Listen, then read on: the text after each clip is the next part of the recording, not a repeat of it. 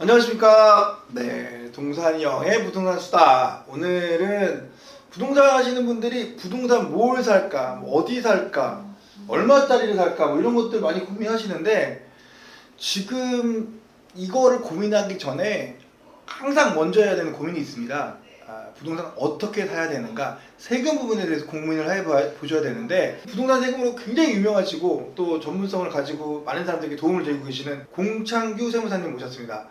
반갑습니다. 네, 안녕하세요. 감사합니다. 네, 저희 채널 한번 보신 적 있으세요? 네, 봤습니다. 사실 저희 채널은 좀 이렇게 그 인플루언서로 활동하시는 분들의 채널보다는 네, 좀 그 많은 분들이 나오지 않아가지고 네. 나오신 게 조금 꺼려지진 않으셨나요? 아니요, 뭐 전혀 뭐 그렇진 않고 어쨌든 지금 이 동산이 형 네. 유튜브를 이제 보시는 분들이 네네.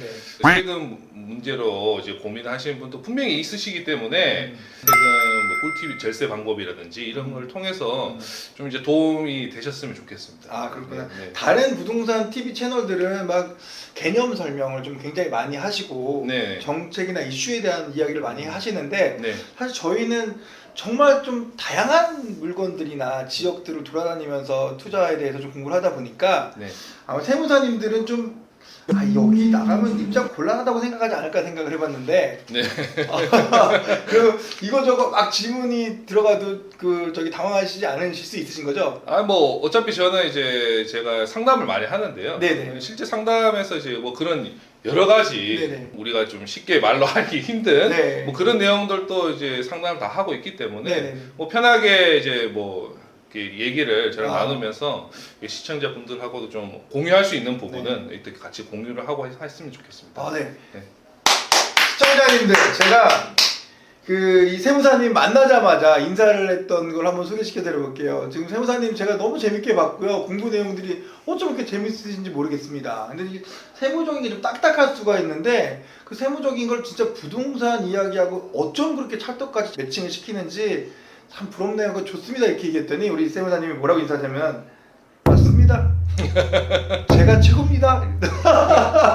이 자신감이 실력에 받쳐져서 나오시는 목소리 듣고 제가 확신이 들었습니다. 그래서 오늘 말고 제가 계속 좀 출연해달라고 부탁을 드리고 제가 때를 쓸 테니까 기대해 보셔도 좋을 것 같습니다. 자, 오늘 공창규 세무사님은요, 원래 이제 KS 세무회계의 대표님이시기도 합니다만, 전에는 하나생명에서 세무 업무도 좀 하셨고요. 네. 또 이현세무법인에도 좀 계셨었습니다. 그리고 세무 팩토리라는 데서 또 이사님도 하셨는데, 지금 조선일보에서 또 세무 관련 그 칼럼 쓰고 계시죠? 네, 뭐 가끔씩 이제 요청이 오면 이제 쓰고 있습니다. 네, 그러니까 그런 거 계속해서 이제 연재를 하시다 보면은 그 재미있는 이야기들이 굉장히 많이 있으실 것 같습니다. 여러분들 그런 얘기 우리 하나 둘씩 쏙쏙 뽑아 먹었으면 좋겠습니다. 자, 선생님, 오늘은 네. 어떤 이야기를 우리가 먼저 해보는 게 좋을까요? 일단 이제 저도 유튜브를 이제 하고 있는데, 네네. 일단 이제 제 유튜브 영상 중에서 이제 가장 많이 조회수가 나온 게 네네.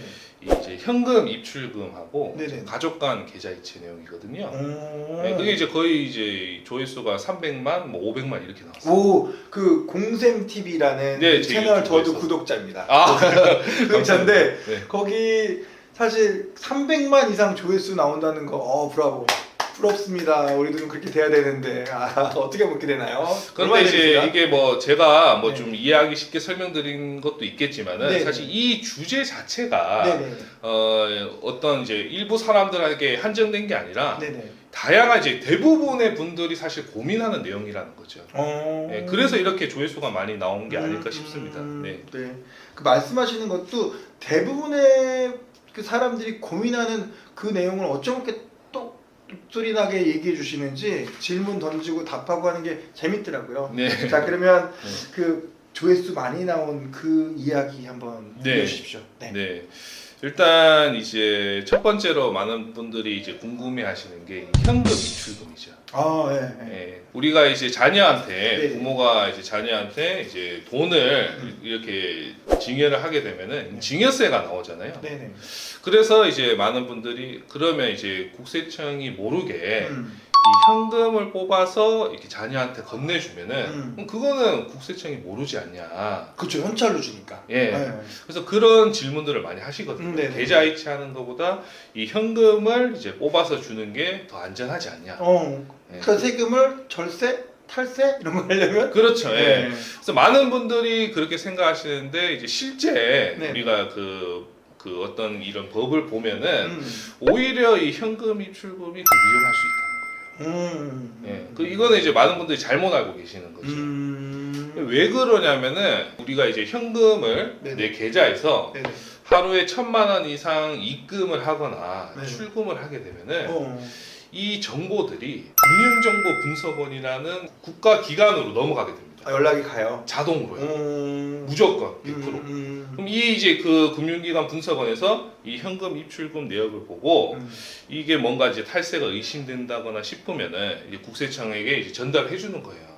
이 사람이 탈세가 의심되니까 조사를 해봐라. 예, 그런 식으로 이렇게 시스템이 갖춰져 있거든요. 네네네. 이것을 이제 고액거래 현금 보고라고 합니다. 고액 현금 거래 보고.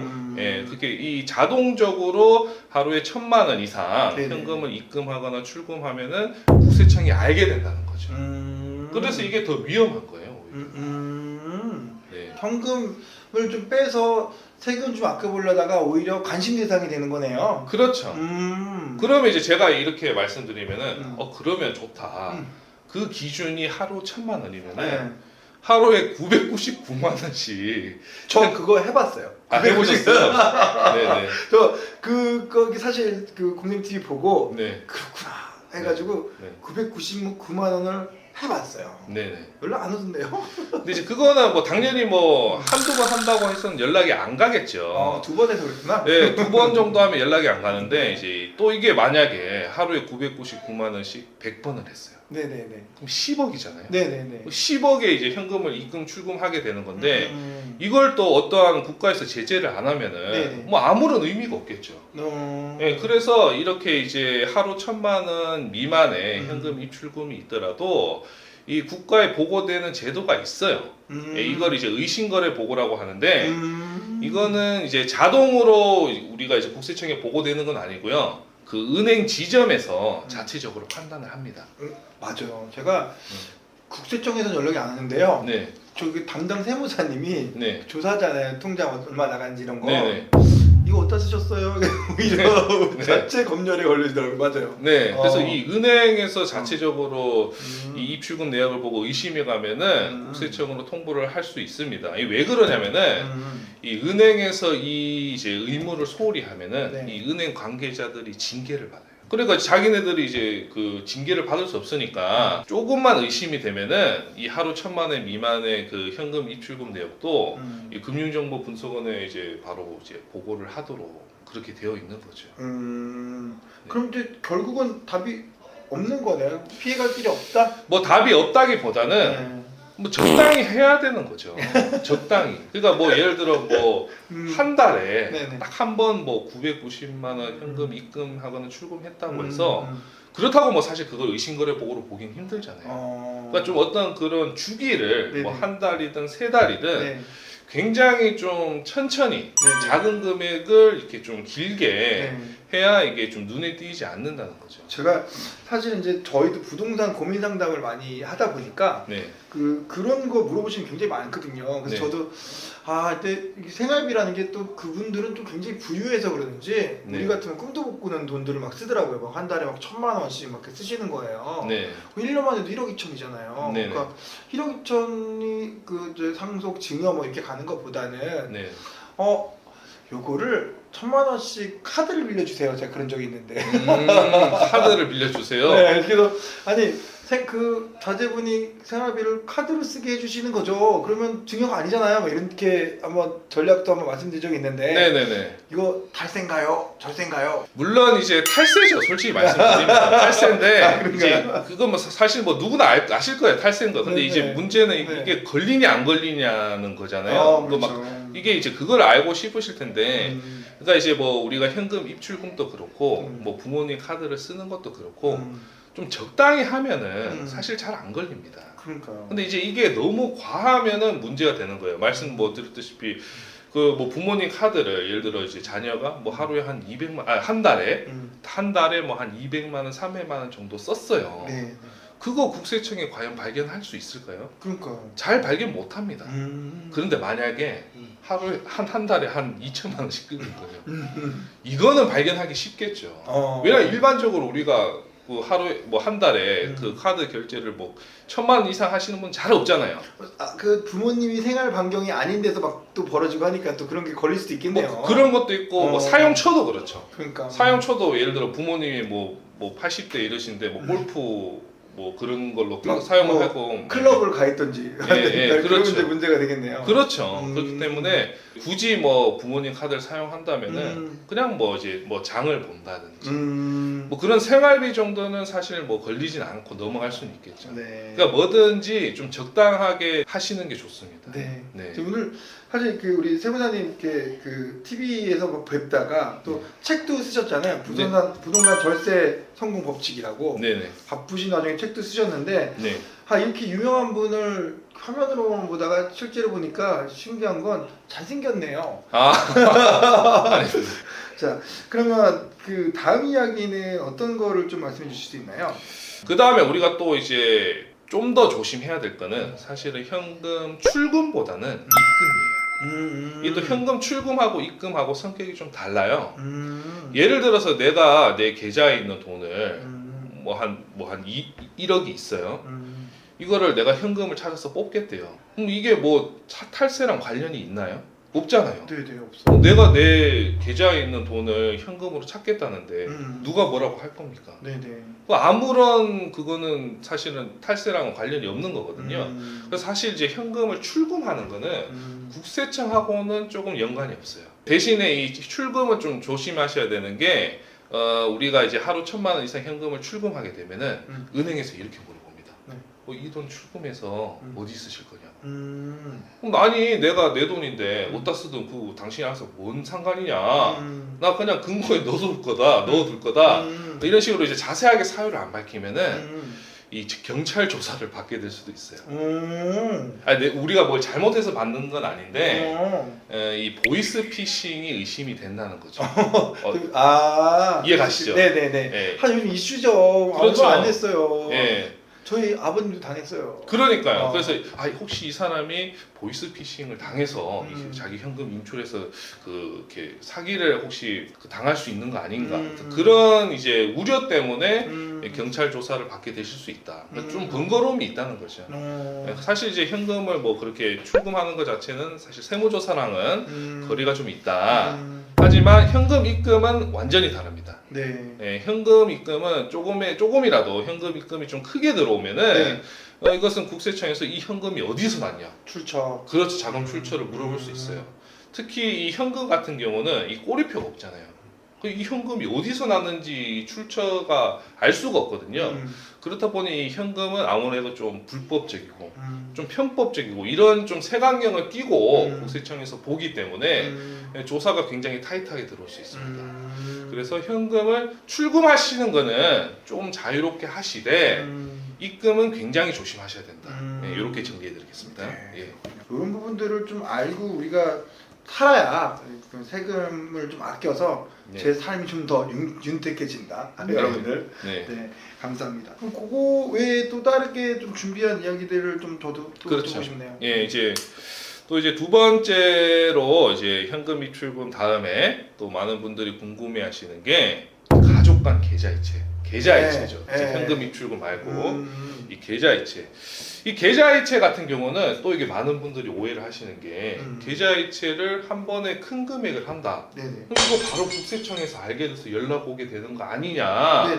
이렇게 또 생각하시는 분들이 있으세요. 예를 들어서 동산이 형님이 저한테 뭐 그럴 리는 없겠지만 기분 좋다. 동산이 형님이래. 좋다. 뭐 오늘 한 5억을 저한테 계좌이체를 해주셨어요. 이거 국세청이 알까요? 모릅니다.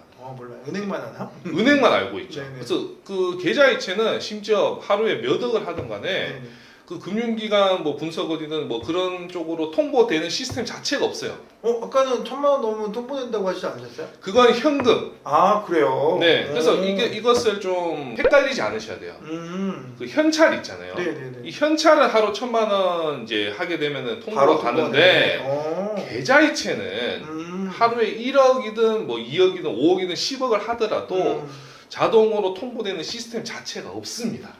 그렇겠네요. 사실 그런 거래 많이 하니까. 그렇죠. 그걸 뭐 어떻게 다 통보를 할 거예요. 다 잡아낼 수 없으니까.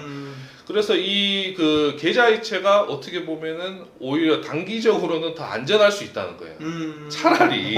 차라리. 예, 차라리. 그러네요. 그렇죠. 자녀한테 괜히 뽑아서 또 자녀가 또 입금하는 과정에 이 그 현금 입출금 내역이 국세청에 통보될 수는 있지만 그냥 계좌이체를 한다면은 그 순간 그 단기간에는 국세청에서 연락 올 일이 없다는 거죠. 예, 그렇죠. 그래서 오히려 저는 차라리 계좌이체가 안전한 그런 경우도 있다. 네네. 이렇게 말씀을 드리는 거고, 이제 문제되는 건 이거예요. 우리가 이제 가족 간 계좌이체를 할 때, 네네. 예를 들어서 이제 뭐 부모님이 저한테 1억을 보내주셨어요. 네네. 근데 이걸 그냥 보내주셨어요. 네네. 그럼 이건 당연히 뭐 증여겠죠. 네. 그럼 당연히 뭐 증여세가 나올 거잖아요. 네네. 뭐 사실 그거는 억울할 건 없을 거예요. 네네. 뭐 어쨌든 증여를 받았으니까. 예. 그런데 이제 만약에 증여가 아닌데 네네. 계좌이체를 가족 간에 할 수도 있는 거잖아요. 네네. 뭐 예를 들면 이런 거죠. 예를 들면은 그 근로자 분들이 네네. 왜 그 연말정산 때 신용카드 소득공제라고 아시나요? 네 알죠. 신용카드 많이 쓰면은 네. 이제 연말정산 때 세금 많이 환급 받을 수 있다. 예. 예, 많은 분들이 잘 알고 계시는 거잖아요. 네. 그래서 이 세금 환급을 많이 받기 위해서 네네. 이런 거예요. 이제 본인 신용카드를 부모님한테 좀 써달라고 하는 거죠. 그 연말정산 소득공제 많이 받으려고 엄마 내 카드 좀 써줘. 네. 그래서 이제 부모님이 아까 비슷하네요. 그거 비슷한 거죠. 탈세. 반대죠. 네 반대네요. 그래서 부모님이 제 카드를 사용해 주셨어요. 네. 이렇게 막 사용해 주고 이제 연말정산을 이제 받았어요. 네네. 그러고 나서 이제 부모님이 이제 그 내 카드를 썼으니까 네네. 뭐 제가 이 돈을 다 낼 수는 없잖아요. 예. 그러니까 부모님한테 정산을 받은 거죠. 그 내가 얼마 카드 결제한 거 보내줄게. 그렇게 해서 이제 돈을 이제 계좌이체 받을 수도 있는 거죠. 네네네네. 이건 증여인가요? 증여가 아니잖아요. 어머니가 제 네. 카드를 쓰고 네. 대신 그 카드 결제비를 저한테 주신 거니까 어. 증여가 아니잖아요. 이거는 네네네네. 예, 그냥 무상으로 주신 게 아니고 제 카드를 썼기 때문에 네네. 돈을 저한테 보내주신 거잖아요. 뭐 쓴 거는 어머님이니까 당연히 쓰게 되는. 어쨌든 이제 뭐 생활비를 정산해주는 그런 개념인 거죠. 네네. 예, 그래서 이제 증여가 아닌데 예, 국세청에서는 이 계좌이체 내역을 일단 이제 증여로 추정을 합니다. 아까 제가 말씀드렸을 때 국세청이 가족 그 개인 간의 계좌이체는 알 수 있는 방법이 없다고 말씀드렸잖아요. 네. 그럼 이 계좌이체가 언제 문제가 되냐? 세무조사가 나올 때 문제가 돼요. 세무조사가 나올 때. 세무조사를 나오게 되면은 국세청이 개인의 계좌이체 내역을 조회할 수 있는 권한이 있습니다. 예, 그때는 이제 개인의 계좌이체 내역을 사사시 조회를 할 수 있어요. 근데 이 이제 우리가 이제 뭐 일반 분들은 사실 살면서 세무조사를 받는 경우가 거의 없습니다. 네. 예, 보통 거의 없는데 딱 한 번 세무조사 받을 일이 있어요. 살면서 부모님 돌아가셨을 때 상속세. 그렇구나. 예, 이 상속세 세무조사를 받으실 수가 있어요. 일반적인 직장인은 그런 그 세무조사 나올 일이 별로 없네요. 없죠. 왜냐하면 뭐 근로자니까 뭐 회사에서 월급 받고 하는데 뭐 탈세할 게 뭐가 있겠습니까? 네네. 그 뭐 조사받을 일이 거의 없는데 보통 이제 많은 분들 이제 세무조사 받으시는 경우가 이 상속세 세무조사예요. 이 부모님이 돌아가시게 되면 이 상속세 세무조사가 거의 필수적으로 나오는데요. 왜 그러냐면은 이제 우리가 이 상속세라는 거는 부모님의 이 상속 재산뿐만이 아니라 부모님이 과거에 나한테 증여했던 10년간의 증여했던 그 증여 재산까지 포함해서 상속세를 과세요. 예를 들면 이제 부모님이 지금 돌아가셨을 때 상속 재산이 한 푼도 없어요. 과거에 돌아가시기 전에 자녀한테 다 증여해주고 돌아가신 거예요. 그럼 상속세가 안 나오냐? 아닙니다. 10년 내에 자녀한테 증여한 재산을 다시 다 끄집어내서 상속세를 과세를 하는 거예요. 네네네. 그러다 보니까 이 그 10년간의 그 증여한 내역을 네네. 살펴보기 위해서 그 상속세 세무조사 때 네네. 이 부모 자식 간의 계좌이체 내역을 조사한다는 거예요. 무려 10년치나. 예, 돌아가신 날로부터 네. 10년치나 이 계좌이체 내역을 조사한다는 겁니다. 근데 이 과정에서 네네. 이제 부모 자식 간의 계좌이체 내역이 있다. 드러나면 예, 드러나면은 일단은 이제 국세청은 다 징여로 보는 거예요. 이거 다 징여로 보겠다. 억울하면은 납세자가 소명해라. 소명 못하면은 다 이거 징여로 봐서 상속세 다 때리겠다 이거예요. 억울한 건 납세자인데 거기다 증명까지 납세자가 해야 되네요. 납세자가 다 해야 됩니다. 물론 뭐 실제 징여라면 세금 내는 게 뭐 당연한 거겠지만 네네네. 그 중에는 뭐 빌려준 돈 받는 것도 있을 거고 뭐 생활비 정산이라든지 실제 징여가 아닌 계좌이체 내역도 있을 거란 말이에요. 근데 이런 것까지도 납세자가 제대로 소명을 못하면은 세금을 안 내야 되는 건데 이 상속세든 징여세를 내야 된다는 거죠. 굉장히 무서운 겁니다 이게. 네, 그러네요. 예. 그 가족끼리 돈 거래할 때 굉장히 조심해야 되네요. 조심해야 되는 거죠. 빌려줬다가 급하면 그 현찰로 주기도 하고 그럴 텐데. 그렇죠. 굉장히 조심해야 되는 거예요. 그 더군다나 이게 또 그 뭐 1, 2년치가 아니라 10년치를 조사하니까. 네네네네. 어머니 뭐 부모님 돌아가셨는데 뭐 8년 전, 9년 전 계좌이체 내역이 이게 있대요. 이게 뭐냐요 이게? 그 기억이 나겠냐고요. 그러니까요. 사실 뭐 저희도 이제 부동산 하는 사람들이다 보니까 네. 갑자기 이제 제가 계좌가 막혔거나 힘들었을 때는 어머니 저 잠깐만 저 뭐 계약하는데 저 대신 그렇죠, 뭐 1,000만 원만 보내줄 수 있으세요? 네네. 급해서 그래요. 나중에 잊어버릴 수도 있잖아요. 그렇죠. 작은 뭐 억대면 모르겠지만. 그렇죠. 그럴 때는 나중에 이제 이게 징여로 간주가 될 수도 있겠네요. 그렇죠. 이게 우리가 무죄 추정의 원칙이라는 게 있잖아요. 예를 들어 우리가 뭔가 뭐 죄를 의심을 받으면은 뭐 검찰에서 먼저 그 죄를 입증을 해야 이게 형사처벌이 가능한 거잖아요. 근데 이제 이 세법에서는 그게 없어요. 무죄 추정의 원칙이.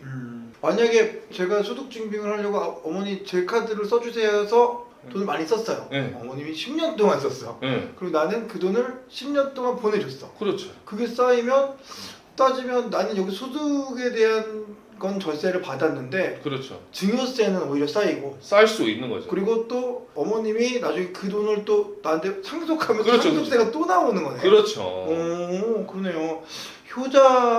효녀를 만드는 법인 줄 알았더니 다 돈을 뜯어갈 속셈이었나요? 그렇죠. 이게 굉장히 무서운 거예요. 그래서 실제 이제 제가 상속세 세무조사나 네. 이런 거를 이제 대응하다 보면은 네. 굉장히 이렇게 억울하게 세금이 과세되는 경우가 꽤 있어요. 그래서 암만 생각해도 이 계좌이체 내역이 증여가 아닌데 뭔가 다른 그 원인으로 보낸 건데 그 이제 입증을 못하게 돼서 과세를 당하는 굉장히 억울한 케이스죠. 그러니까 사실 네.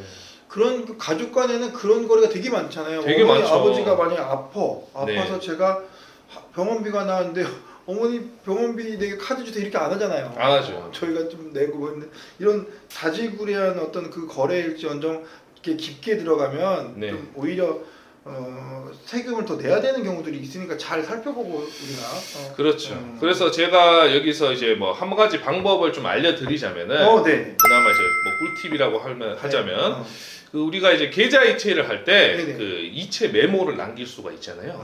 이 이체 메모를 좀 잘 활용을 하셨으면 좋겠어요. 그러니까 뭐 이제 그냥 계좌 이체 보내지 말고 네.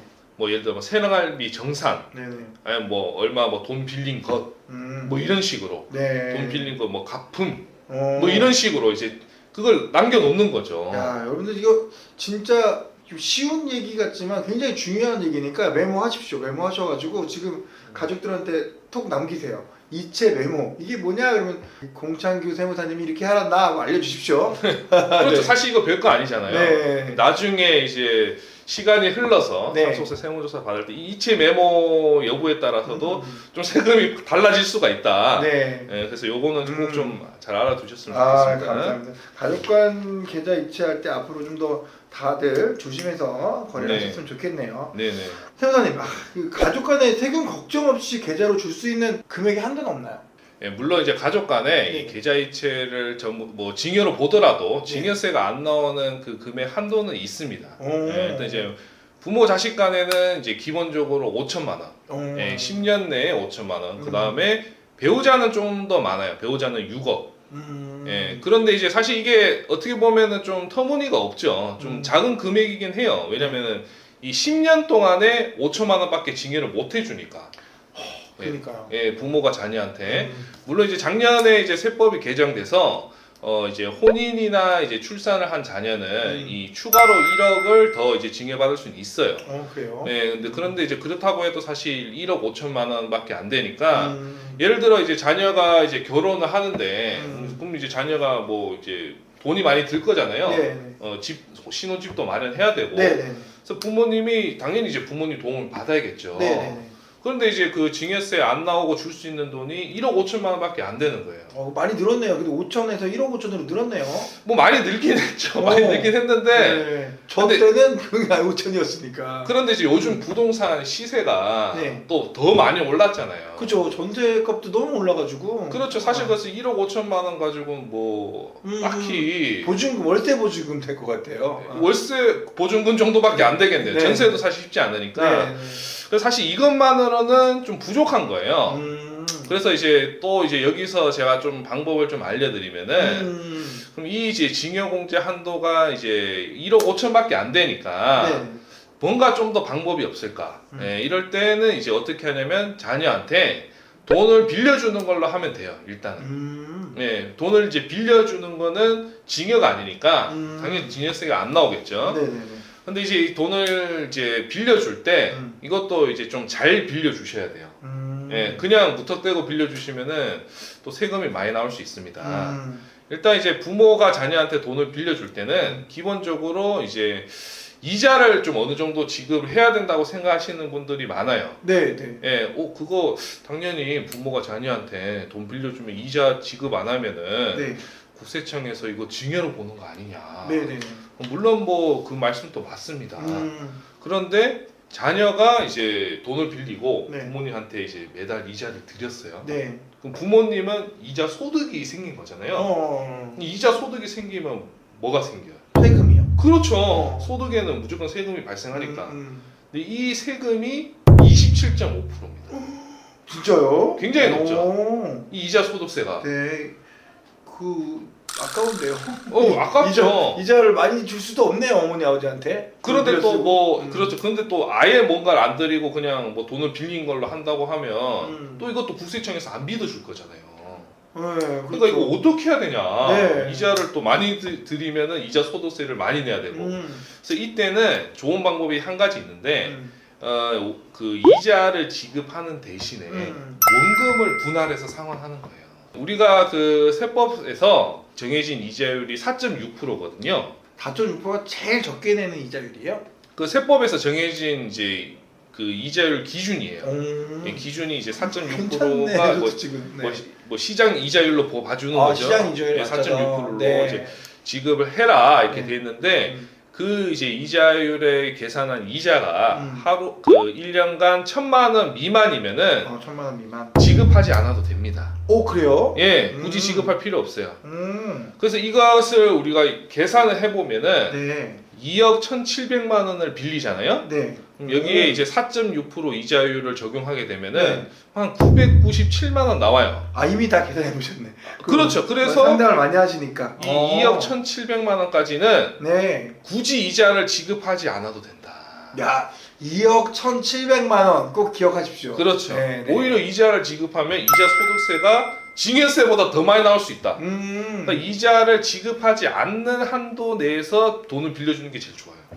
네네. 그게 이제 2억 1,700만 원이라는 거죠. 이게 꿀팁이네요. 꿀팁이죠. 그런데 많이 올라갔어. 지금 1억 5천에서 많이 올라갔어요. 그렇죠. 거기 플러스 알파로 2억 1,700만 원 더 받을 수 있으니까. 네네네. 근데 이제 우리가 아까 말씀드렸잖아요. 그 차용증만 하나만 작성해가지고는 국세청에서 이걸 믿어주진 않아요. 뭐 이게 징여지 뭔 돈 빌려준 거냐. 네. 그래서 증거가 하나 필요한데 네네. 그게 이제 이자 지급 대신 네. 원금을 분할해서 상환하라는 거예요. 뭐 매월 60만 원씩 이렇게. 그러면 이 60만 원씩 이제 부모님이 돈을 받잖아요. 네네. 이건 이자가 아니거든요. 네네네. 그럼 원금을 상환 받은 거예요. 네. 당연히 이자 소득세가 없죠. 네네네. 그리고 국세청 입장에서는 자녀가 이미 네. 원금을 조금씩이나마 갖고 있어요. 네네네. 매달 60만 원씩. 그럼 이거 징여로 보기도 어렵겠죠. 네네네. 그러니까 이자 소득세도 피할 수 있고 국세청이 이제 징여라고 볼 수도 없고 징여세도 피할 수 있고 가장 좋은 방법.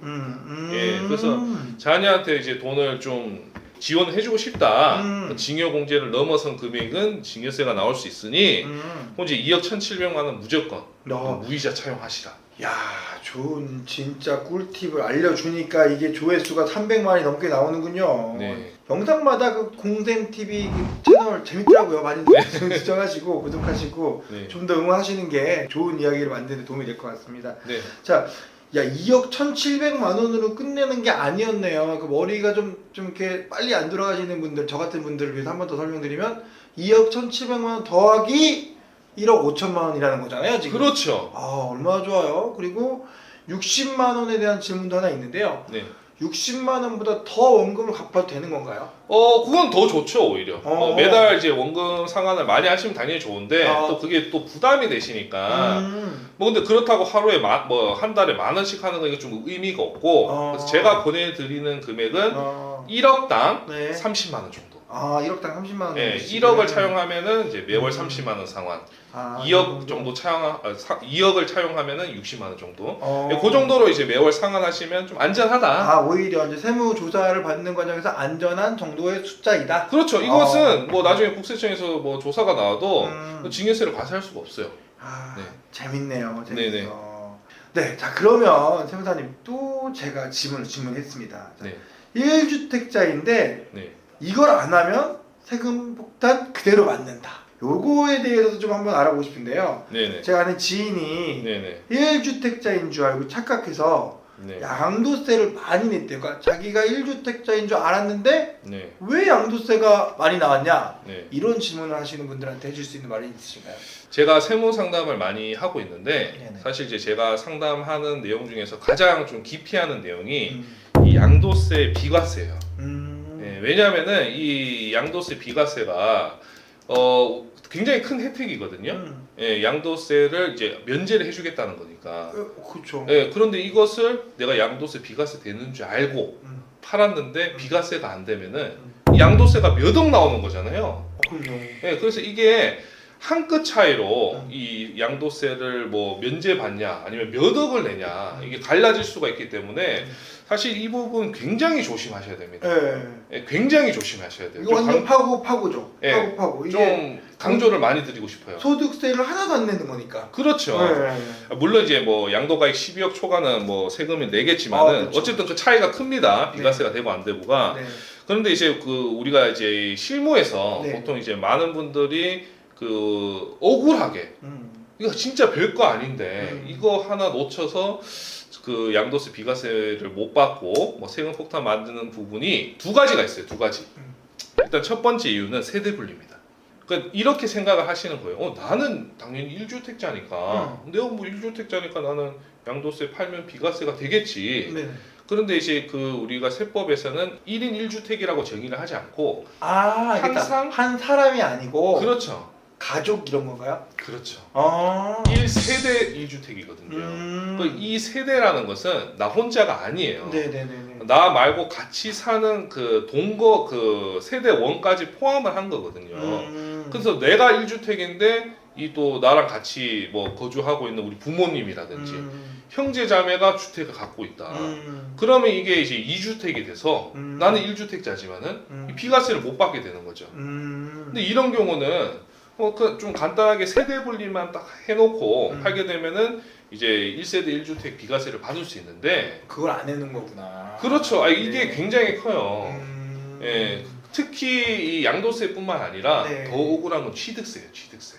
취득세도. 예, 취득세. 예. 이 양도세는 우리가 실질 과세거든요. 네. 예를 들어 뭐 주민등록 등본상으로 네. 잠깐 뭐 건강보험료나 네. 이런 것 때문에 부모님이 잠깐 우리 집에 전입한다든지 그렇죠. 그런 경우 꽤 있어요. 네. 예, 그 피부양자 되시려고. 맞아요. 예, 그래서 잠깐 우리 집에 전입을 했다. 네. 뭐 그런 경우 많지 네, 않습니까? 네, 네. 예, 그런데 이제 우리가 양도세에서는 이 주민등록 등본상으로 뭐 그 부모님이 좀 잠깐 전입을 해도 저도 실제로 따로 살면은 네. 동일 세대로 보진 않아요. 실제 관계가 중요하고 실제가 중요해요. 실제로. 양도세는. 양도세는. 그래서 어. 실제로 같이 사냐 안 사냐. 주민등록상으로 따로 떨어져도 같이 살면 동일 세대인 거예요. 네. 그럼 주택수가 포함되는 거고. 네네네. 그래서 같이 사냐 안 사냐가 중요한 건데 네네네. 뭐 사실 이거는 뭐 같이 사는지 안 사는지는 아니까 본인이 뭐 사실 그거는 그렇게 크게 뭐 실수할 부분은 없어요. 근데 이 취득세가 문제예요. 취득세가. 취득세는 실제가 아니에요. 주민등록 등본상이에요, 그냥. 법률적으로만 보는 거예요. 예. 그래서 이런 거죠. 이제 부모님이 이제 다주택자인 부모님이 네네네. 뭐 잠깐 뭐 전입을 한 거예요, 우리 집에 네네네. 며칠. 네네.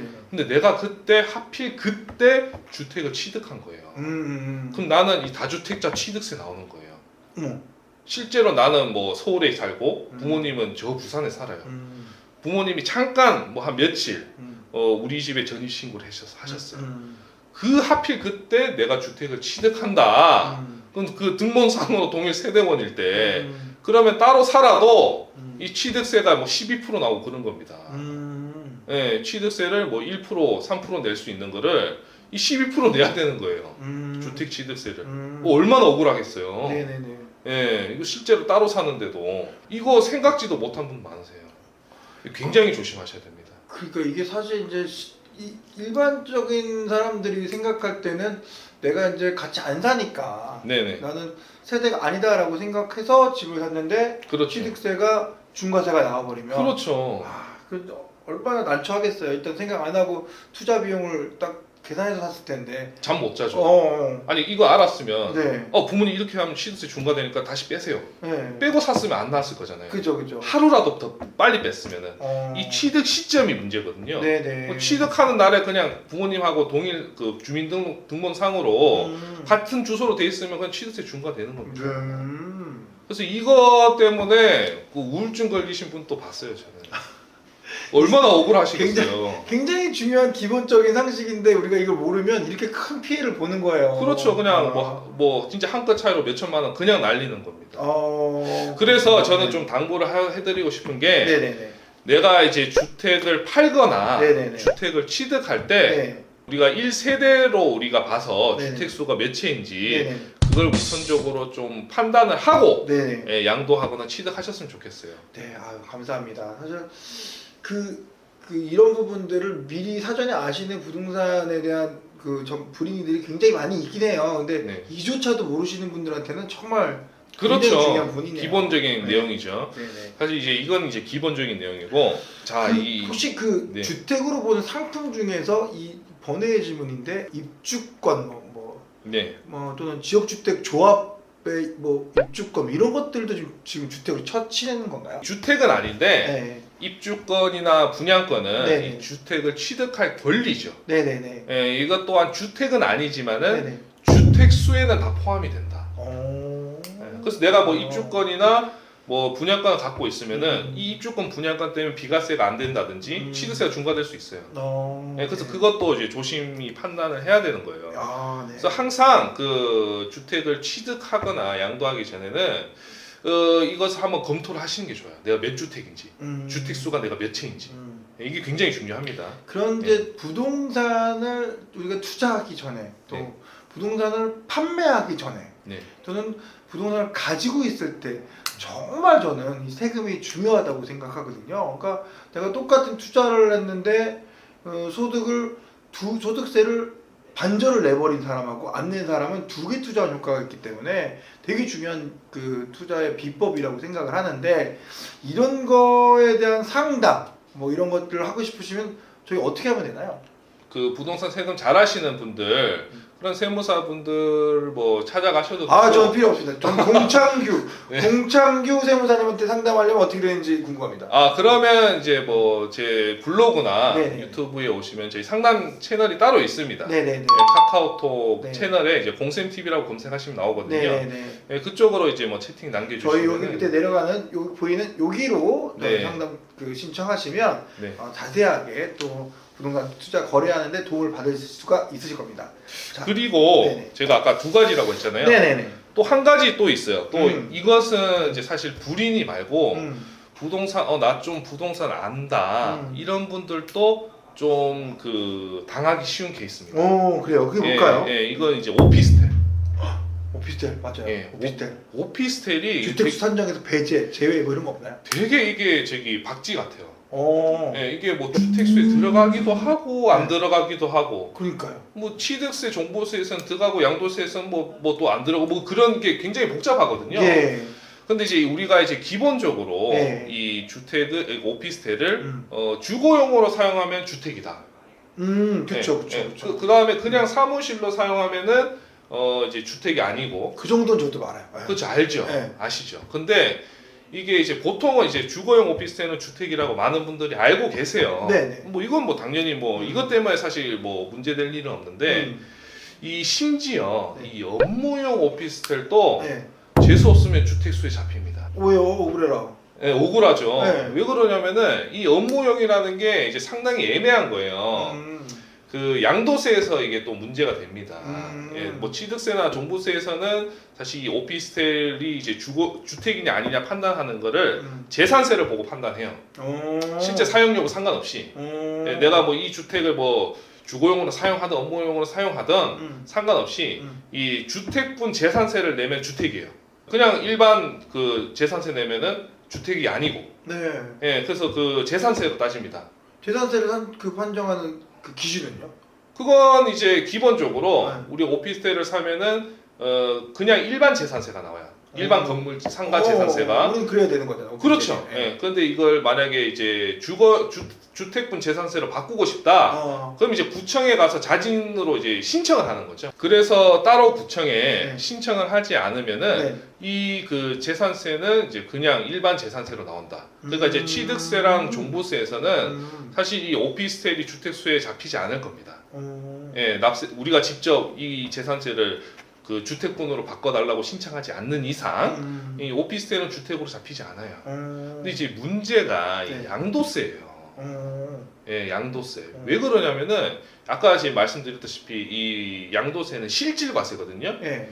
실제로 이 오피스텔을 어떤 용도로 사용했냐 그걸 이제 보게 되는 겁니다. 양도세에서는. 예, 그런데 이제 이런 거예요. 내가 이 오피스텔을 그 일반 사업자로 등록을 해서 그 세금 계산서도 발행하고 네. 그렇게 하고 있어요. 실제로도 지금 사무실로 쓰고 있고. 예, 사무실도 쓰고 있고 세금 계산서도 발행하고 있어요. 네, 네. 그런데 이게 이제 간혹 주택으로 잡히는 경우가 있다. 왜 그러냐면은 이 사람이 사무실로도 쓰지만 사실 오피스텔이라는 게 어쨌든 간에 우리가 사람이 거주하기는 좋은 장소잖아요. 사무실로 사용하면서 거기서 또 먹고 자고 한 거예요. 일단 먹고 자고를 하면은 이 주택으로 본다는 거죠. 진짜? 사무실로 사용해도. 어머머. 그럼 네. 직원들 중에서 가끔 뭐 저는 뭐 집에 가기 싫어서 집에서 잘게요라는 분들이 꽤 있거든요. 예. 사실 뭐 그 혼자 사시는 젊은 직원분들은 네네. 그런 경우가 꽤 있어요. 저희도 네. 지금 여기 몇십 명이 있으니까 사무실에. 네. 그러면 그런 분들이 집에서 여기서 잤는지는 어떻게 확인을 하죠? 그거는 이제 이게 이제 많은 분들이 궁금하실 거예요. 네. 아니 그걸 어떻게 확인하냐? CCTV가 있는 것도 아니고. 그게 CCTV 있는 것도 아니고 네. 뭐 녹화할 것도 아니고 네. 뭘로 확인하냐? 쉽게 확인하는 방법이 있습니다. 그게 뭐죠? 수도 요금 확인하는 겁니다.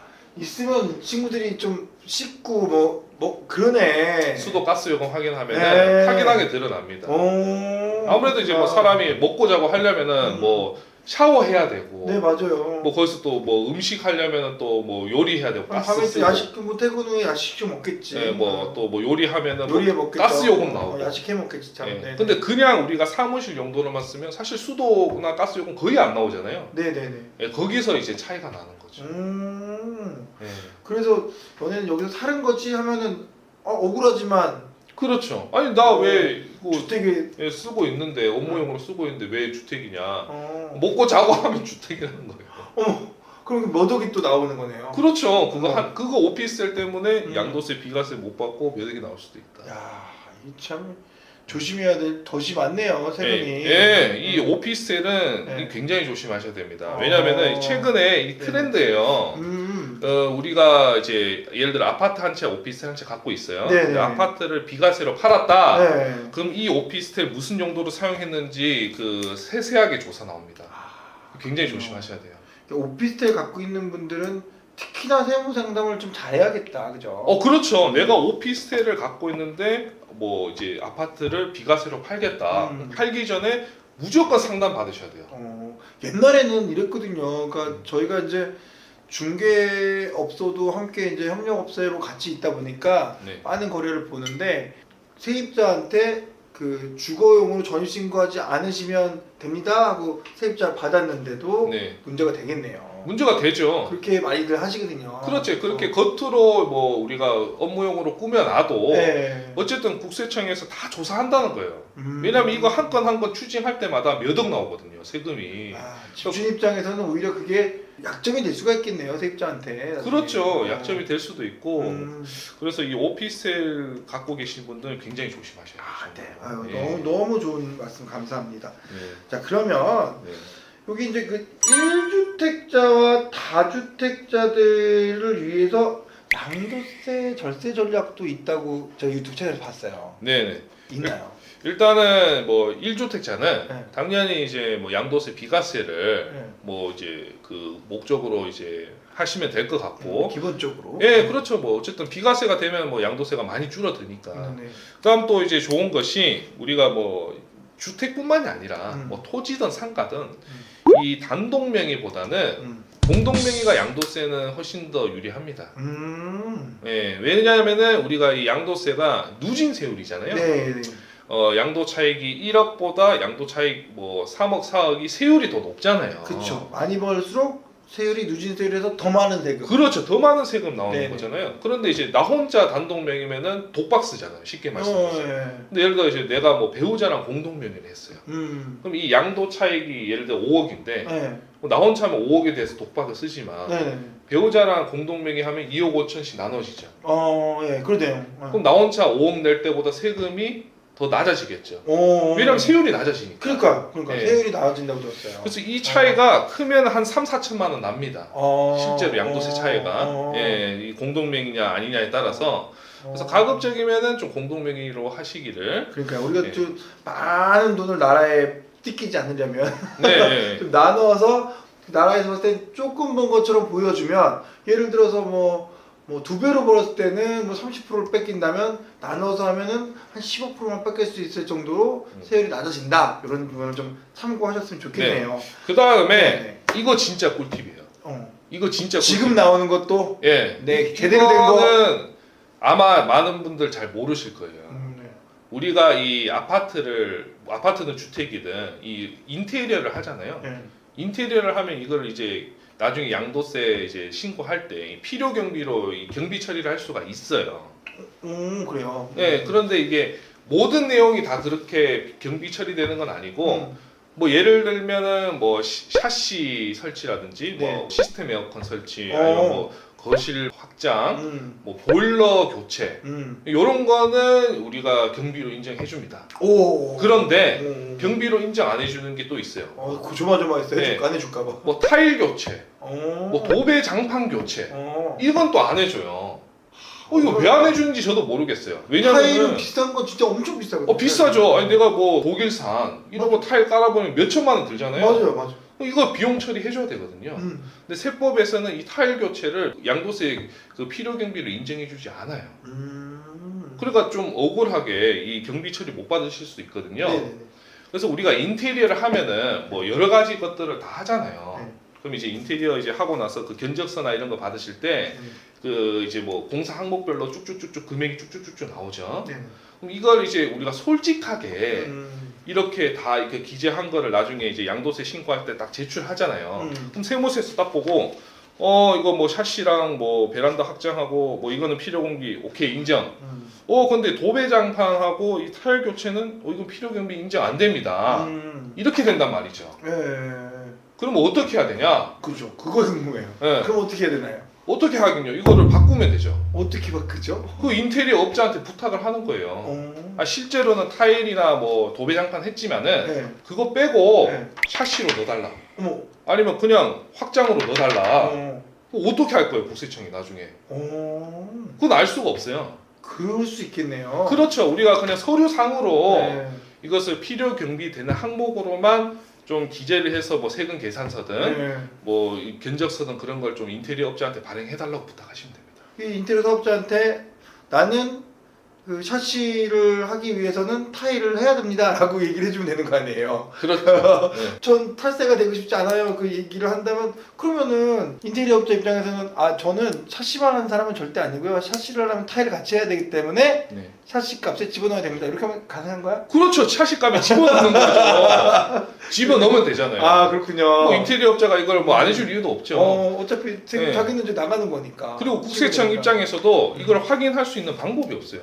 어떻게 할 거예요? 뭐 집에 가서 뭐 이걸 뭐 디테일을 어떻게 했는지 조사할 것도 이거 아니고. 위험한 거 아니에요? 괜찮아요? 또 탈세를 조정했다고? 뭐 모르겠습니다. 알아서 하시기 뭐 조장했다기보다는 네. 아시는 분은 그렇게 하시니까. 이미 사실은 많이들 하고 있거든요. 뭐 제가 하지 말라고 해서 뭐 안 할 것도 아니시니까. 아니 이거는 사실은 억울한 면이 있어요. 세금을 매기는 이 기준이 잘못된 거지. 우리가 기준이 잘못된 잘못된- 거야. 우리가 맞습니다. 잘못된 게 아니죠. 이건 사실은. 기준이 잘못된 겁니다. 왜냐면 요즘은 그 뭐 많이 들으셨겠지만 공사비 오른 게 어마어마해요. 그렇죠. 타일 하루 와서 일하시는 분들이 50만 원 일당, 40만 원 일당 받는 분들도 있어요. 근데 그거를 지출 증명 하나도 안 해준다고 하면 그렇죠. 우리 입장에서는 그게 뭐 하루에 끝나는 것도 아니고 그렇죠. 4-5명씩 오는데 몇백만 원, 몇천만 원을 하나도 인정 안 해주니까 너무 억울해요 사실은. 솔직히 그렇죠. 말해서. 그래서 그렇게 억울한 일 안 당하시려면은 이렇게 이렇게 하시면 된다. 네. 감사합니다. 네. 네. 그러면 다주택자 양도세 절세를 위한 얘기는 아직 안 해주셨어요. 다주택자. 다주택자 분들은 네. 일단 기본적으로 양도세 절세가 어려워요. 이게 진짜 요즘 부동산 투자는 네. 해본 사람들이 한다고 맛을 본 사람들이 한다고 다 다주택자거든요. 그런데 이제 그렇게 말씀드리죠. 이 다주택자가 양도세를 줄이려면 어떻게 해야 되냐. 저는 솔직하게 말씀드려요. 법만큼 내야 되나요? 딱히 방법이 없다. 딱히 방법이 없습니다. 좋네요. 그래서 이거는 도와줄 수가 없군요. 네, 그래서 어떻게 하면 되냐. 네. 그래서 생긴 게 똘똘한 한 채입니다. 내가 저기 그 10억짜리 네, 네. 5채 갖고 있어요. 네. 50억짜리 한 채 갖고 있어요. 네, 네. 50억짜리 한 채가 양도세, 비과세 다 받을 수 있잖아요. 네, 네. 그 장기보유 특별공제도 많이 받을 수 있고. 아. 그래서 이 50억짜리 한 채가 10억짜리 5채보다 양도세가 더 적게 나옵니다. 네. 이거 부동산 투자 비법이 여기 있었군요. 그 똘똘한 한 채라는 게 이 세금에서 나온 거예요. 그래서 예, 세금에서 나온 겁니다. 그래서 그러니까 저는 서울 집만 오르고 그렇죠. 좋은 집만 오르고. 그래서 저는 뭐 다주택자 양도세 어떻게 줄이냐 그렇게 이제 고민하지 마시고 그냥 똘똘한 한 채로 가시라.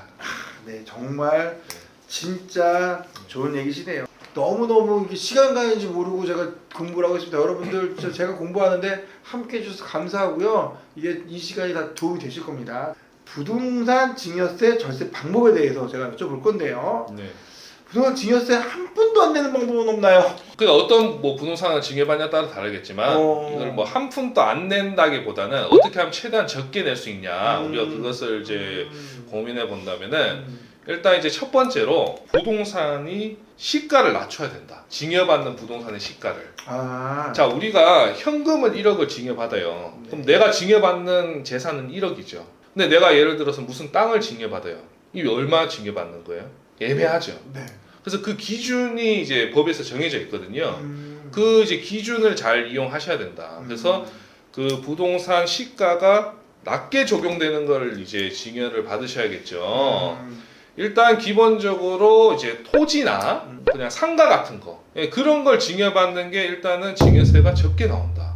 왜 그러냐면은 이 토지 같은 경우는 우리가 실제 시가랑 공시가격하고 차이가 많이 나죠. 네, 맞아요. 예, 그런데 우리가 세법에서는 토지를 증여받았으면은 이걸 뭐 실제 시가를 정확하게 얼마 계산할 수가 없잖아요. 보는 시각에 따라 다르니까. 다 다르잖아요. 심지어 토지는 이 물건 하나하나마다 성격이 다 다르지 않습니까? 네, 맞아요. 다 뭐 여튼 그 일률적으로 정해진 성격이 아니기 때문에 진짜 부동산도 해박하시군요. 예, 그렇기 때문에 이 토지가 기준이 굉장히 애매한 거예요. 그럼 이거 증여받았을 때 무슨 기준으로 과세를 하냐? 그게 이제 공시가격이라는 거죠. 근데 이 공시가격이 당연히 이제 실제 시가보다 차이가 많이 나죠. 특히 토지는 토지가 차이가 제일 많이 나는 것 같아요. 실제 시가랑 공시가랑 차이가. 그래서 토지를 증여받는 게 일단은 좀 유리하다. 네, 시가 뭐 10억 정도 토지라도 실제 공시가가 뭐 한 3억 5천 이 정도에 불과하니까 그럼 나는 10억의 토지를 3억 5천에 증여세만 내면 되는 거예요. 그렇죠. 3억 5천에 대해서. 예, 그래서 일단 기본적으로 거기서 좀 증여세가 좀 절세를 할 수 있는 거죠. 아껴서 낼 수 있는 방법이네요. 예, 그렇죠. 그래서 공시가격으로 증여를 할 수 있는 부동산을 증여하는 게 좋다. 아, 그게 이제 그냥 토지나 증여를 하면 네, 너무 딱 가격이 오픈되어 있는 아파트 뭐 이런 거보다는 그렇죠. 우리가 그 뭐 토지나 상가 이런 것들을 하는 게 내가 진짜 넘기는 돈보단 싸게 되고 당연히 싸게 그런- 넘기는 거죠. 그런 예, 부분이 가치가 있군요. 애매모호하기 때문에 그러면 이제 뭐 물론 이제 그런 것도 좋지만 근데 많은 분들이 사실은 이제 아파트나 뭐 그런 걸 증여하길 원하시잖아요. 사실은 네네네네. 팔기도 좋고 네네네. 예, 또 가치도 좋으니까. 음. 그래서 사실 아파트를 증여할 때는 이 공시가격으로 증여를 하기 거의 어려워요. 왜냐하면 이게 뭐 매매 사례가도 너무 많고 이게 어느 정도 시세가 좀 정해져 있잖아요. 네네네. 그래서 사실 그 시세가 정해져 있는데 이거를 그 낮게 뭐 공시가격으로 증여받는 건 사실 어렵죠. 네네. 요즘 하도 뭐 정보가 또 많이 들어가 있으니까 아파트가 예. 공시가 돼 있으니까. 아파트 이제 증여 받을 때 이제 절세 방법은 어. 가장 중요한 거는 이 감정 평가입니다. 감정 평가가 가장 중요해요.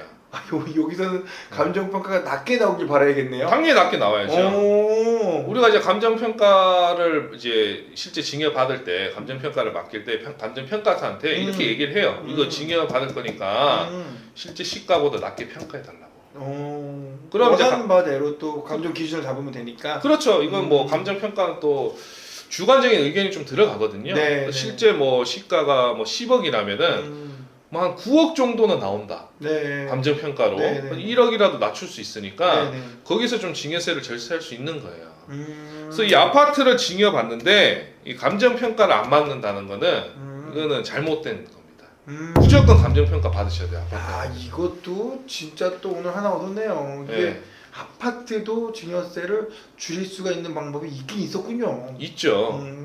여기서 이제 더 들어가면은 네네. 감정 평가도 네. 이 평가 금액 있잖아요. 예. 평가사마다 다 달라요. 이게 그 감정 평가사마다도 좀 보수적인 사람이 있고 좀 공격적인 사람이 있을 거잖아요. 그죠.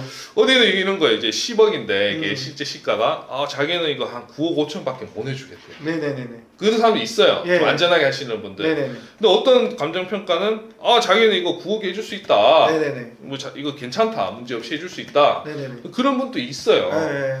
그럼 똑같이 돈 내고 네. 9억 5천에 감정 평가 받는 사람이 있고 또 9억에 감정 평가 받는 사람이 있는 거예요. 그러니까 사람도 잘 만나야 되는 거예요. 그렇죠. 네, 그러니까 이게 네. 또 세금이 좀 차이가 나니까 네. 그 감정 평가를 받으실 때도 네. 발품을 파시라.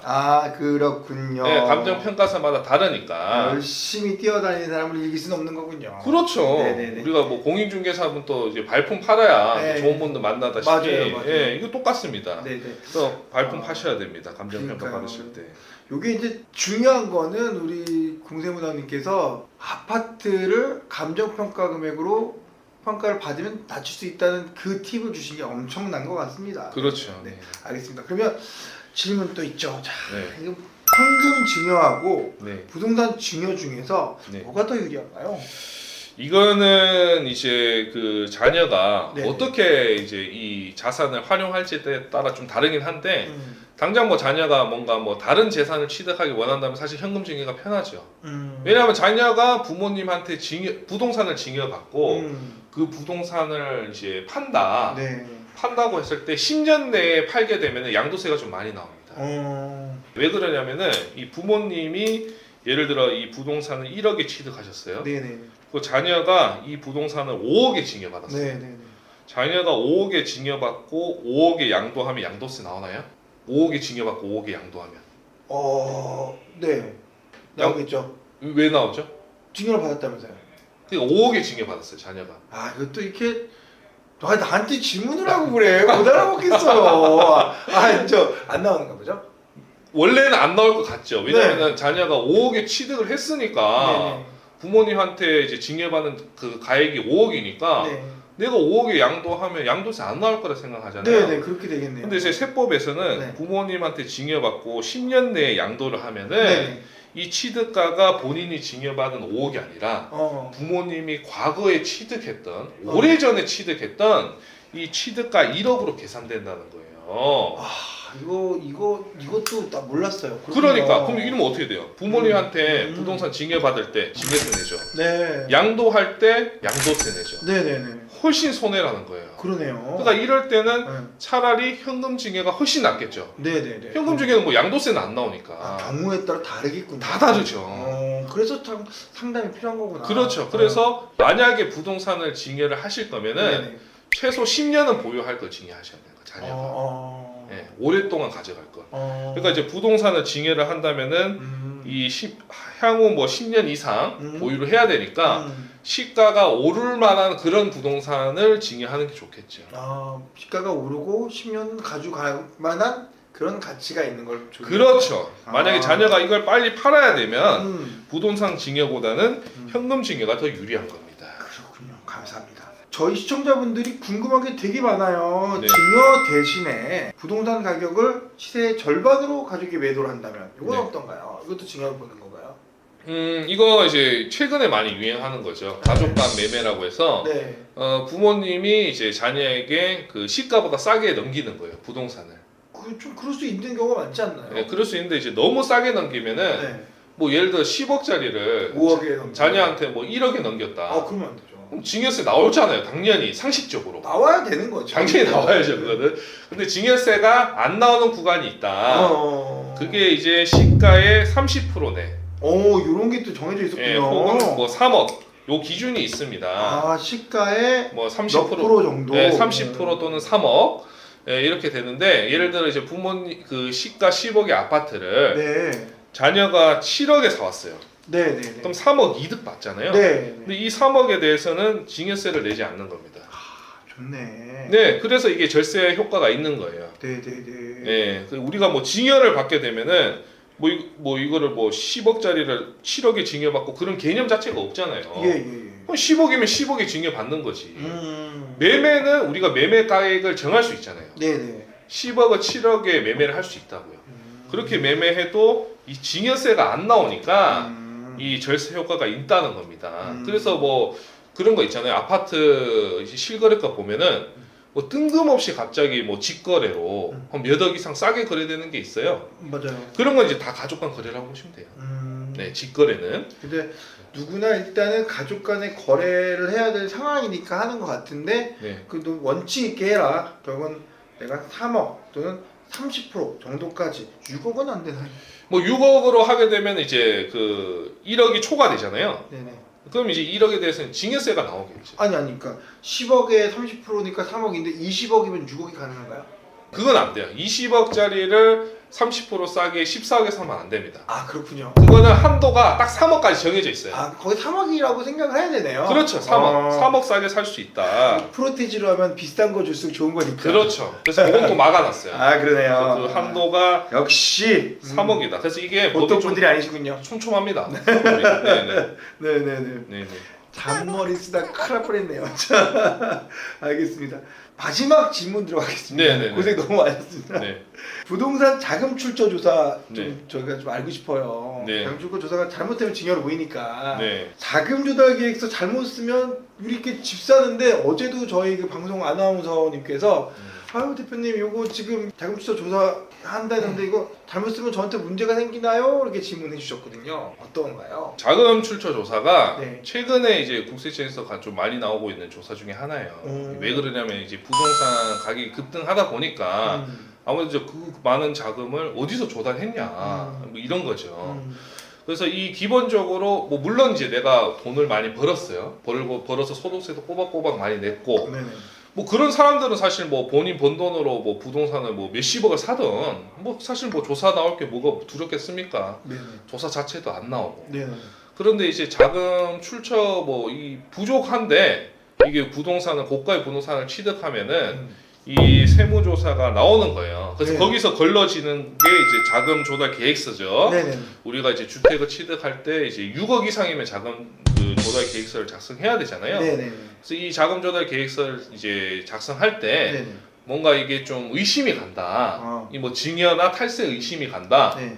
그러면 이게 조사가 나올 수 있어요. 이건 뭐 사실 뭐 잘못 쓰면 나온다기보다는요. 네. 사실 뭐 잘못 써서 나온다기보다는 그냥 애초에 취득할 때 네. 취득 자체가 좀 문제되는 경우 때문에 나온다. 아, 이런 경우에 자금 출처 조사가 나오는 거군요. 예, 쉽게 말해서 뭐 20대가 음. 20억짜리 아파트 산다. 음. 뭐 안 나오겠습니까? 20대가 20억짜리 아파트 사면 어디서 났어? 그 자기 20대가. 통장에 있었던 거 아니면. 저도 궁금해요. 이거 어디서 나는 거냐 이 돈이. 당연히 국세청도 궁금하겠죠. 네네네. 그 자금 출처 조사가 나오는 거예요. 그래서 네. 어떤 경우에 이 자금 출처 조사가 나오게 되냐면은 네. 국세청이 뭐 자금 출처 조사 대상자를 뭐 하나하나 이렇게 체크하는 건 아니고요. 네네네.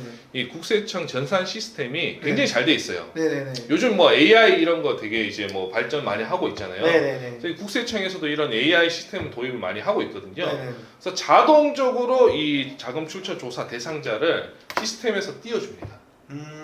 어떻게 띄워주냐? 국세청이 이제 가지고 있는 정보가 있어요. 네네. 이 사람이 그동안 쭉 신고해온 소득 정보. 네네네. 그다음 이 사람이 뭐 이제 투자 소득, 그 양도를 뭐 이제 취득 얼마에 취득했고 얼마에 팔았고 이런 이제 양도 소득. 네. 그다음에 뭐 이제 징역 네. 얼마나 징여를 받고 했냐, 뭐 징여 신고했으니까 이제 그런 이제 자금 출처 이 사람이 가는 금액이 있죠. 네네네. 그게 이제 국세청 전산에 다 이제 있겠죠. 네네네. 예를 들어 이제 그 금액이 10억이에요. 근데 이 사람이 30억짜리 아파트를 샀어요. 네. 그럼 20억이 비잖아요. 네네. 그러니까 이 20억이 이제 비니까 이 사람이 이제 자금 출처 혐의가 의심이 간다. 그렇죠. 그래서 조사를 해라고 시스템에서 알려주는 겁니다. 그래서 이게 이제 뭐 1, 2억 부족하다고 해서 나오진 않고요. 뭐 이제 자금 출처 부족 금액이 뭐 큰 사람부터 쭉 나오겠죠. 네네. 큰 사람 순서대로 조사가 나온다. 제가 그 공생 TV 이제 애독자다 보니까 네, 재밌는 얘기를 한번 들었는데 네, 나라가 네, 나라가 이번에 원펜타스, DH, 네, 네. 성남 르엘, 잠실 진주 뭐 이런 고가의 아파트들에 네, 뭔가 짜고 치는 고스톱이 숨어져 있다 이런 얘기가 있더라고요. 네, 네, 그 특공을 해주는 데는 이유가 네, 네. 있다라고 하셨는데 그 이유가 있다기보다는 우리가 이제 특별 공급이라는 게 소득 제한이 있잖아요. 네네. 돈을 많이 번 사람이 이제 특별 공급에 신청하는 게 아니라 네네. 뭐 소득이 이제 뭐 그러네요. 그렇죠. 뭐 가구 소득의 뭐 어. 100%, 130% 이하여야 신청할 수 있고 그런 네, 게 있잖아요. 예예예. 근데 소득 제한이 있는데 이 30억 분양가는 20몇 억이고 이상하죠. 20억, 30억짜리를 하니까 아 이게 저도 이상한데 어. 국세청이 안 이상하겠어요? 심지어 시가는 40억이야. 그렇죠. 그죠? 네, 그러니까 이게 이제 조사하기 굉장히 좋죠. 쉽게 말씀드려서. 네, 그래서 뭐 지금 이제 뭐 아까 말씀드렸죠. 뭐 원펜탄스도 있고 뭐 DH도 있고 앞으로 쭉 이제 뭐 고가 청약들이 있잖아요. 네네네. 물론 이제 뭐 그 청약을 이제 신청하시는 분들 중에 제가 이제 실제 상담해 보니까 네네. 뭐 소득 많으신 분들 꽤 있어요. 네네. 왜냐면 이제 그 가점으로 당첨되시는 분들은 기본적으로 나이가 좀 있으시니까 예. 가점으로 당첨되시는 분들은 그동안에 버신 소득이 있는데 문제는 특별 공급이다. 특히 신혼부부나 뭐 그런 분들. 신생아 특. 네, 그런 분들이 여기 청약에 당첨이 됐다. 네네. 이거 20몇 억 분양금 어떻게 조달할 거냐? 그러니까요. 어떻게 조달하겠어요? 네. 뭐 부모님한테 지원 받겠죠. 그래서 거기서 예. 부모님한테 지원 받았는데 뭐 징여세나 이런 신고가 덜 돼 있다. 무조건 조사 나오겠죠. 자 여기서 무서운 게 큰 그림이 있었군요. 여기서 제가 조금 더 겁을 좀 드릴게요. 네. 자 여기서 무서운 게 나만 끝나는 게 아니에요. 오. 나만 조사받고 끝나는 게 아니라고요. 자 내가 이제 부모님한테 자금을 조달해서 네. 아파트를 샀어요. 네. 근데 이제 어쨌든 이제 뭐 징여세 신고를 안 했어요. 네. 자금 이제 출처 조사 받았어요. 네네. 그럼 나만 징여세 내고 끝이냐? 네네. 아닙니다. 오. 나한테 징여해준 부모님은 이 돈이 어디서 났냐? 또. 부모님까지 자금 출처 조사를 확대할 수 있습니다. 그렇군요. 예, 이게 굉장히 무섭죠. 이 무슨 연대 책임도 아니고, 그래서 내가 이 주택 한 채 취득해서 우리 부모님까지 세무조사 받을 수 있다. 네네네. 만약에 이제 부모님이 뭐 근로자면 차라리 다행이에요. 네네네. 사업하신 분이다. 사업장 세무조사 받을 수 아, 있습니다. 그럼 진짜 피곤해지시는데. 피곤한 게 아니죠. 네, 이거는 네. 그냥 뭐 가정 파탄 나는 거예요. 아파트 얻으려다가 뭐 네. 세가 다 날리는 거네. 그렇죠. 네네네. 예, 특히 뭐 부모님이 의사나 이런 분들 네. 조심하셔야 되는 아, 거예요. 그러니까요. 네. 소득이 굉장히 많으신 분들은 좀 조심해야겠어요. 조심하셔야죠. 근데 요즘 나오는 청약들은 거의 뭐 20억, 10억씩 남는 당사들이 되니까 그렇죠. 예. 사업체가 그 정도가 아니면 해볼 만도 하다. 아, 그랬군요. 하여튼 재밌는 얘기 제가 잘 들었습니다. 네네. 자, 요거 자금 출처 조사 대처 방법이 있나요? 그래서 이 자금 출처 조사를 일단 안 받으시려면은 일단 제일 기본적으로 첫 번째는 너무 무리한 가액은 취득하시면 안 돼요. 그러니까 뭐 예를 들어 지금 뭐 우리가 84가 있고 59가 있는데 네네. 무리해서 84보다 차라리 59가 좀 안전하다. 당연하겠죠. 네네네. 예, 분양가가 낮으니까. 음. 그다음 두 번째로 대출을 최대한 많이 받으셔야 된다. 많이 받을 수가 없잖아요. 1억 5천 소득 잡으면 대출금이 한 12억 정도 나오는 것 같더라고요. 뭐 그렇죠. 근데 이제 간혹 이제 본인이 이제 돈은 있는데 네. 이게 이제 뭐 소득 신고되지 않는 돈이라든지 네. 그런 분들도 또 있어요. 실제 돈은 있는데 예, 그 소득 증빙이 안 돼서 근데 이런 분들은 이제 대출을 안 받으시면은 네. 자금 출처 조사 받을 수 있으니까 네. 이 대출을 일단 최대한 많이 받는 게 안전하다. 왜 그러냐면은 이 대출 금액 가지고는 국세청이 뭐라고 하진 않아요. 네. 네, 뭐 대출 위반이든 뭐든 사실 국세청 그거는 관심 없어요. 이게 세금만 관심 있지. 뭐 대출을 뭐 어떻게 해서든 최대한 많이 받으시는 게 안전하겠다. 네. 그렇군요. 네. 대출을 많이 받는 게 우리 그 자금출처 조사의 대처 방법이다라고 네네. 이제 우리가 알아두면 될 것 같습니다. 오늘 네. 세무사님 바쁜 시간 중에서도 오셔가지고 네. 좋은 말씀 해주신 거 너무 감사드립니다. 네. 고맙습니다. 네. 오늘 여기서 인사드리고요. 다음 시간에 언제 나오실 건가요? 뭐 다음에 또 제 생각에는 우리가 또 이제 연말이나 연초에 네네. 또 이제 세법이 실제로 개정이 되잖아요. 네네네. 그럼 또 이제 이 세법이 어떻게 25년에는 새로운 세법이 뭐가 또 어떻게 나오나 네네. 뭐 좀 그런 내용을 또 주제로 해서 네. 또 찾아뵈면 좋을 것 같습니다. 예스! 건졌습니다. 오신다는 확답 받았으니까 오늘 즐거운 마음으로 인사드리겠습니다. 감사합니다. 네. 오늘 고생하셨습니다. 네, 감사합니다.